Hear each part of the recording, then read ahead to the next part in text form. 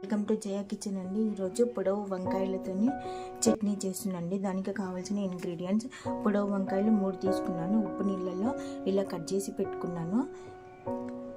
ఒక 4 పచ్చిమిరపకాయలు, 4 టమాటాలు, కొద్దిగా కాజు బాదం, కొంచెం శనగపప్పు కడిగి పెట్టుకున్నానండి. కొద్దిగా కరివేపాకు. ఒక బాండీలో కొద్దిగా ఆయిల్ వేసి దాంట్లో నువ్వులు 1 స్పూను, కాజు బాదం కొంచెము, శనగపప్పు 1 స్పూను, 4 టమాటాలు, కొద్దిగా కరివేపాకు, 4 పచ్చిమిరపకాయలు, దీంట్లోనే వంకాయలు,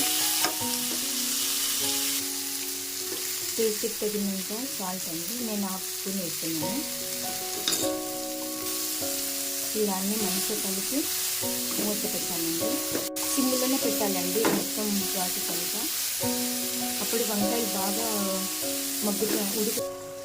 ఇలా బాగా ఉడకాలండి. ఉడికినప్పుడు పక్కన దీని తాలింపు కోసము పక్కన బండిలో ఆయిల్ వేసుకోవాలండి. దీంట్లోనే పోపులు కొంచెము 1 స్పూను, ఎండుమిర్చి, కరివేపాకు కడిగి పెట్టుకోవాలండి. కడిగి వేయాలి. చాలా కొంచెం సాల్ట్ వేయాలండి.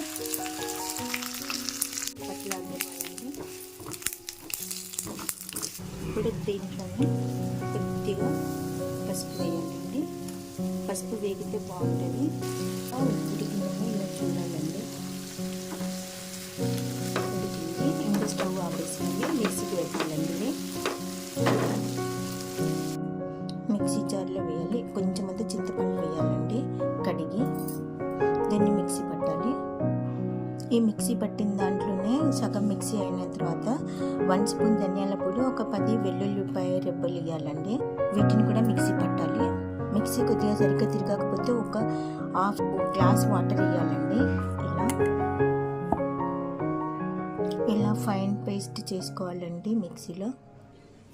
వంకాయ చట్నీ